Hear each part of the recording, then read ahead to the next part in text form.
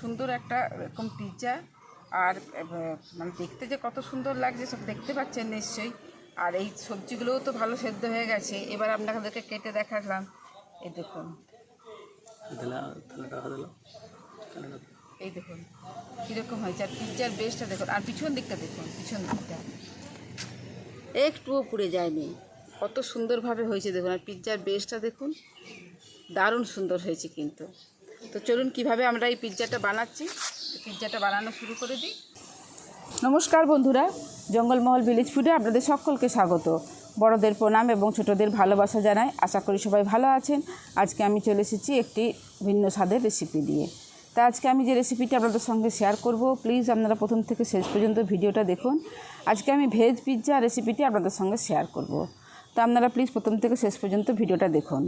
তো চলুন প্রথমেই আমি পিৎজার যে বেসটা, সেই বেসটাকে তৈরি করে নিই। এখানে আমি নিয়ে নিয়েছি 2 কাপ ময়দা। তো প্রথমে পিৎজার যে বেসটা, সেই বেসটা বানিয়ে নেব। এরপর একে একে সমস্ত উপকরণগুলো দিয়ে দিচ্ছি আমি। প্রথমে দিয়ে দিচ্ছি পরিমাণ মতো নুন, 1 চামচ চিনি, হাফ চিমটি বেকিং সোডা, হাফ চামচ বেকিং পাউডার। সমস্ত শুকনো উপকরণগুলো প্রথমে আমি খুব ভালো করে মিশিয়ে নেব।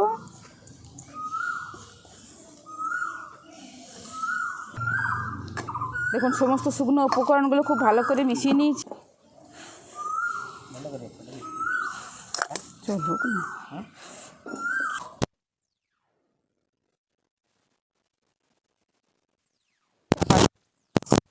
শক্তও নয় খুব নরমও নয়, এরকমভাবে ডোটাকে মেখে নিয়েছি। এবার এটাকে আমি চাপা দিয়ে রেখে দিচ্ছি। দেখুন পিৎজার বেসটা তো বানিয়ে নিয়েছি। এরপর পিৎজার সসটা আমি বাড়িতেই বানিয়ে নেবো। তো তার জন্য উনুনটা ধরিয়ে আগে কড়াটা বসিয়ে দিচ্ছি। দেখুন উনুনটা ধরিয়ে দিয়েছি, কড়াটা বসিয়ে দিচ্ছি।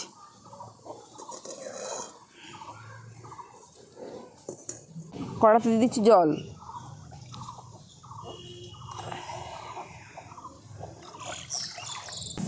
প্রথমে আমি পিৎজা সসটা বানিয়ে নেবো, তার জন্য দেখুন কড়াতে জল দিয়ে দিয়েছি। এরপর আমি দিয়ে দিচ্ছি কেটে রাখা টমেটো।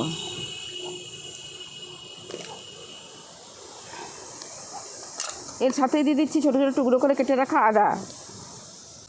তার সাথেই দিয়ে দিচ্ছি 4টে শুকনো লঙ্কা। আপনারা যে যেরকম ঝাল পছন্দ করেন সেইভাবে দিয়ে দেবেন। রেমালের উৎপাতে কি হাওয়া দিচ্ছে। এবার এটা চাপা দিয়ে দিচ্ছি, সেদ্ধ হতে থাকে। ততক্ষণে আমি এই ভেজ পিৎজার জন্য, ভেজ পনির পিৎজার যেসব সবজিগুলো লাগবে আমি কেটে নিচ্ছি।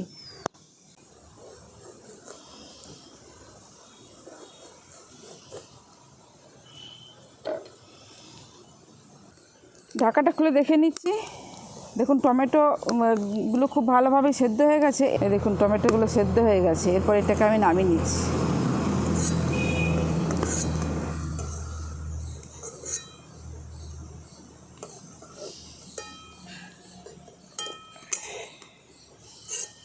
এবার এই টমেটোর যে ছালগুলো আছে সেই ছালগুলোকে আমি ফেলে দেবো। এই যে এই ছালগুলোকে,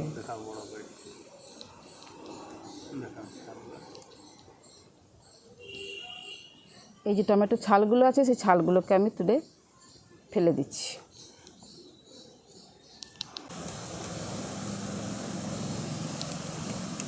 টমেটোর পেস্টগুলো, এই ছালগুলোকে আমি ছাড়িয়ে নিয়েছি। আর এরপর এটাকে খুব ভালো করে ঠান্ডা করে নেবো। ঠান্ডা করে নিয়ে আমি এটা মিক্সিতে পেস্ট করে নিয়ে ফিরে আসছি। দেখুন টমেটোটাকে পেস্ট করে নিয়ে চলে এসেছি। আর উনুনটা ধরিয়ে কড়াটা বসিয়ে দিয়েছি এই সসটা বানিয়ে নেওয়ার জন্য। তো প্রথমেই দিয়ে দিচ্ছি কড়ার মধ্যে একটু সাদা তেল।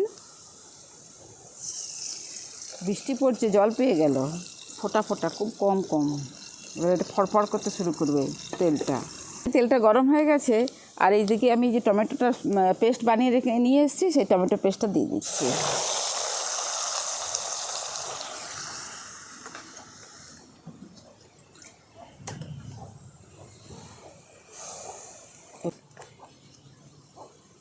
দিয়ে দিচ্ছি পরিমাণ মতো নুন, দিয়ে দিচ্ছি 2 চামচ চিনি।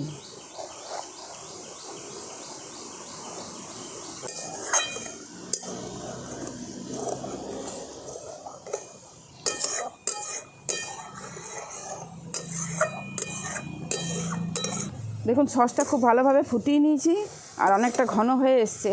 এবার আমি দিয়ে দেবো অরিগেনো।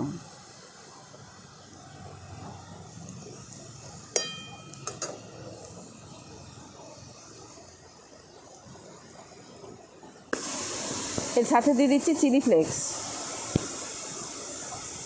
যে যেরকম ঝাল পছন্দ করেন সেরকম দিতে দেবেন। এবার আবার একবার খুব ভালো করে মিশিয়ে নিচ্ছি।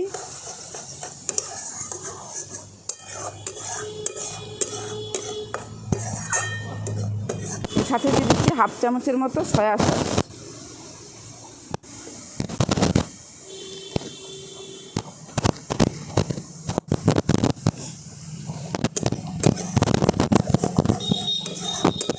দেখুন তৈরি হয়ে গেল আমাদের একদম দোকানের মতো পারফেক্ট পিৎজা সস।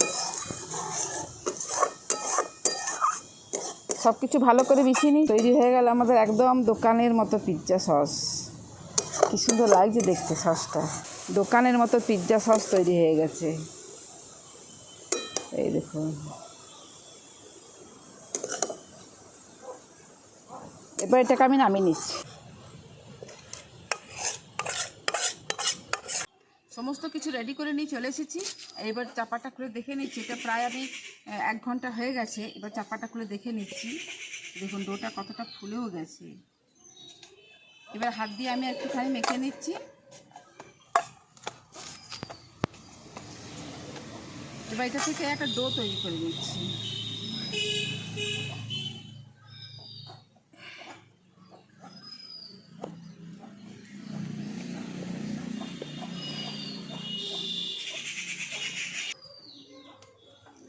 এবার ডো তৈরি করে নিয়েছি। এরপর এটাকে একটু বেলে নেব।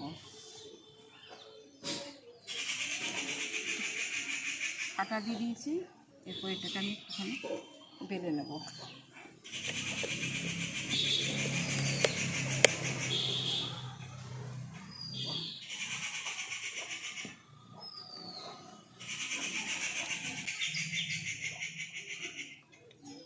দেখুন এটাকে বেলে নিয়েছি। আর এইরকম একটা থালার মধ্যে আমি পিৎজাটা বানাবো। তো এরপরে এর মধ্যে একটুখানি তেল দিয়ে দিচ্ছি।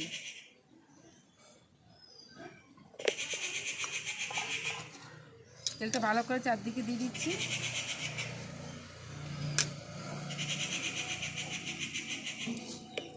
এই যে থালাটার মধ্যে তেল দিয়ে দিয়েছি। এরপর পিৎজার যে বেসটা তৈরি করে রেখেছি এই থালাটার মধ্যে দিয়ে দিচ্ছি। এবার দেখুন একটু হাত দিয়ে এইগুলোকে একটুখানি বাড়িয়ে দিচ্ছি, মানে পুরো থালাটার মাপে মাপে করে দিচ্ছি। এবার ধারগুলো এরকম আঙুলের সাহায্যে এইভাবে একটু দাগ করে দিচ্ছি।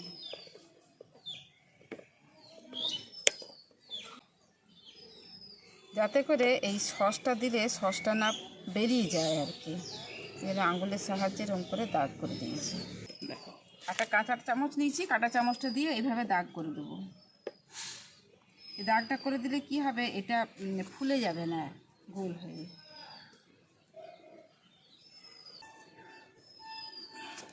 এরপরে যে পিৎজা সসটা বানিয়ে রেখেছি দিয়ে দিচ্ছি এর উপরে পিৎজা সসটা।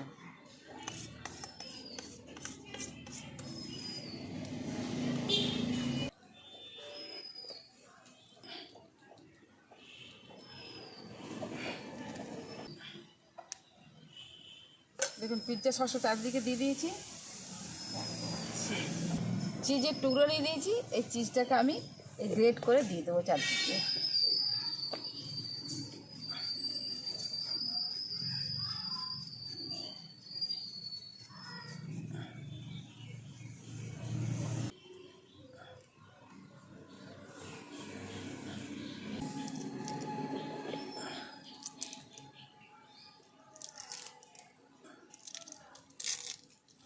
ঠুকে নিতে পারতে পড়ছে গুঁড়া গুঁড়াগুলো ইয়েটাকে। বুঝেছি।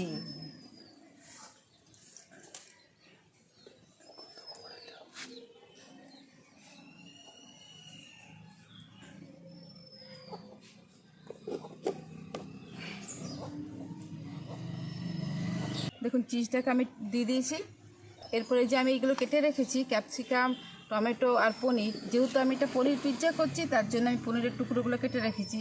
আর যদি কেউ ননভেজ করেন তারা কিন্তু পেঁয়াজও দিতে পারেন। এবারে একটা একটা করে আমি এই টুকরোগুলো বসিয়ে দিচ্ছি।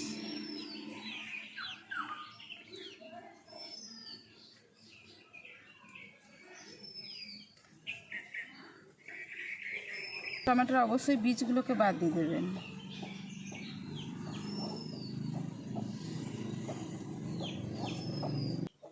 এবারে দিয়ে দিচ্ছি একটা করে পনিরের টুকরো।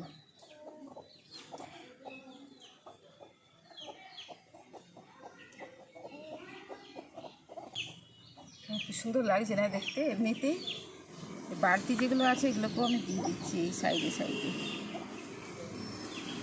পনির, ক্যাপসিকাম আর টমেটো দিয়ে সাজানো হয়ে গেছে। আর দেখো কি সুন্দর দেখতে লাগছে এখন। হ্যাঁ, দিয়ে দিচ্ছি অল্প করে একটু চিলি ফ্লেক্স, দিয়ে দিচ্ছি অরিগেনো।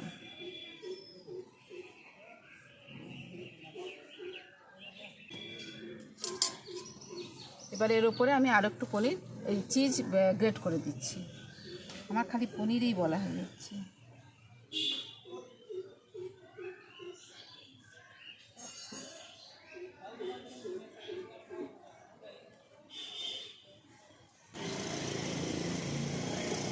পুরোটা লাগবে না বলে পুরোটা খুললাম না।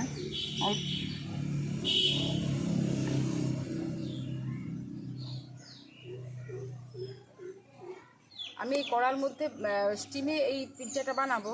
তার জন্য দেখুন আগেই উনুনটা জ্বালিয়ে আমি একটা লোহার কড়া বসিয়ে দিয়েছি। আর এই কড়ার মধ্যে দেখুন দিয়ে দিয়েছি বালি।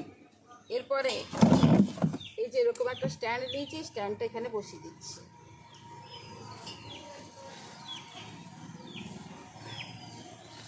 এরপরে এই যে পিৎজাটা বানিয়ে রেখেছি এটার মধ্যে দিয়ে দিচ্ছি।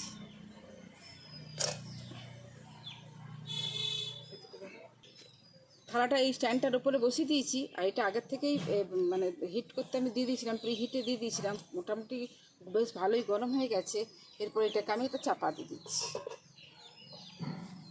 এই অবস্থাতে রেখে দেবো আমি 15 থেকে 20 মিনিট।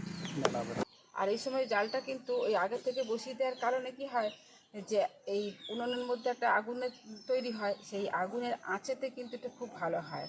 তার জন্য আমি আগের থেকে বসিয়ে দিয়েছি। আর যদি খুব বেশি করে জাল দিয়ে দেওয়া হয় তখন নিচটা পুড়ে পুড়ে যায়, অতটা ভালো হতে চায় না। তার 15 থেকে 20 মিনিট পরে আবার দেখাচ্ছি কীরকম হয়েছে। দেখুন ফিরে এলাম প্রায় 20 মিনিট পরে। এরপর ঢাকাটা খুলে একবার দেখে নিচ্ছি। কি সুন্দর হয়েছে দেখুন। হ্যাঁ,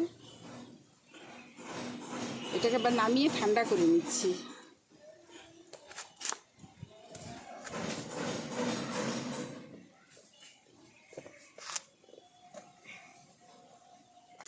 দেখুন পিৎজাটা কত সুন্দর বেক করা হয়েছে কাঠের উনুনে আর লোহালেতে। দেখুন একদম অটোমেটিক্যালি ছেড়ে গেছে নিচটার থেকে, একটুও লাগে না। আর এই যে সবজিগুলো দেখছেন, এই সবজিগুলো দেখুন কালারগুলো পুরো চেঞ্জ হয়ে গেছে। তার মানে এটা খুব ভালো করে সেদ্ধও হয়ে গেছে।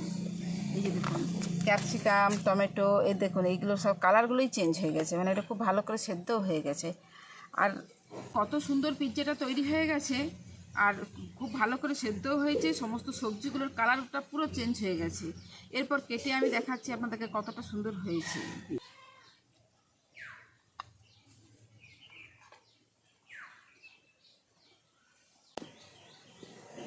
কীরকম লাগছে দেখতে। আর পিছন দিকটা দেখুন, একটুও কিন্তু পুড়ে যায়নি। কি দারুণ লাগছে না দেখতে। আমি এবার একটু খেয়ে দেখাই, খেয়ে বলি কীরকম হয়েছে।